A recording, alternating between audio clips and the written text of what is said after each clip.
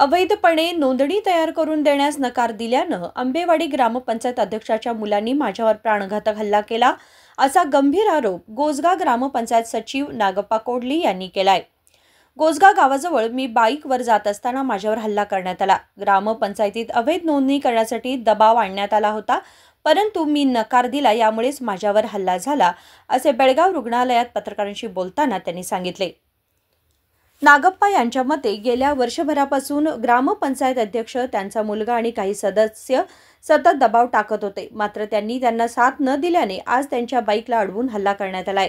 ಭಾಳ ಪ್ರೆಷರ್ ಮಾಡತಾರ। ನಾವು ಮಾಡ್ಲಿಕ್ಕೆ ಈ ಸಲ ನಮ್ಮನ್ನ ಇದು ಮಾಡಕ್ಕೆ ಕೊಲ್ಲಕ್ಕೆ ಟ್ರೈ ಮಾಡಿದಾರೆ। ಎಷ್ಟು ಜನ ಇದ್ರು? ಅವ್ರು 3 ಜನ ಇದ್ರು।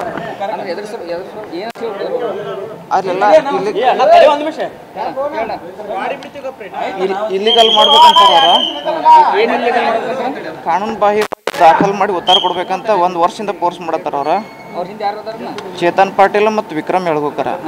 ಎಷ್ಟು ದಿನ ಗಂಟು ಬಿದ್ದಿದ್ರು ನನಗೆ? ಭಾಳ ದಿವಸದಿಂದ ಗಂಟು ಬಿದ್ದಾರೆ।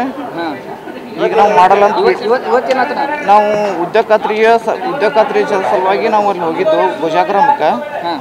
ನಮ್ಮ ಪಿಡಿಒ ಅವರು ಗೋಜಾಗ್ರಾಮದಾಗ ಸ್ವಲ್ಪ ಉಳಿದ್ರು, ಸ್ವಲ್ಪ ಕೆಲಸ ಐತೆ ಅಂತೇಳಿ।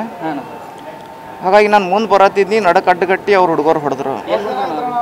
ತಲೆಗೆ, ಕೈಗೆ, ಬೆನ್ನಿಗೆ, ಕಾಲಿಗೆ ಭಾಳ ಬಿಟ್ಟೈತೆ।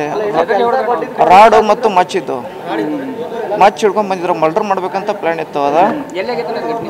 ಅದು ಗೋಜ್ಗಾ ಗ್ರಾಮದ ನಡಕಿದ್ರೆ, ಗೋಜ್ಗಾ ಮತ್ತು ಮಣ್ಣೂರು ಗ್ರಾಮದ ನಡಕೈತ್ರಿ। ನಾನು ಬೈಕ್ ಮೇಲೆ ಹೊಟ್ಟಿದ್ನಿ। ತರಬಿಷ ಅವ್ರು 3 ಜನ ಇದ್ರಿ, ನಾನು ಒಬ್ಬನೇ ಇದ್ದೀನಿ। ಇಲ್ರಿ, ಅವ್ರಿಗೆ ಇಲ್ಲಿಗಲ್ ಮಾಡಿ ಕೊಡ್ಬೇಕಂತ ಐತ್ರಿ ಅಲ್ಲ, ಅವರು ಉತ್ತಾರ ದಾಖಲು ಮಾಡಿ ಕೊಡ್ಬೇಕಂತ ಫೋರ್ಸ್ ಮಾಡತ್ತಾರ। ನಾವು ಮಾಡಲ್ಲ ಅಂತಿದ್ವಿ, ಹಾಗಾಗಿ ಅದ ಕಾರಣಕ್ಕೆ ನಮ್ಮ ಮೇಲೆ हल्ले ಮಾಡಿದ್ದಾರೆ। या हल्ल्यात गंभीर जखमी झालेल्या नागप्पा यांना बीम्स रुग्णालयात दाखल करण्यात आलं असून त्यांच्या डोक्याला गंभीर दुखापत झाली आहे। त्यांना अतिदक्षता विभागात उपचार सुरू आहेत। ही घटना बेळगाव ग्रामीण पोलीस ठाण्याच्या हद्दीत घडली असून पोलिसांनी तपास सुरू केलाय। विनोद कोलकार, KMM मराठी, बेळगाव।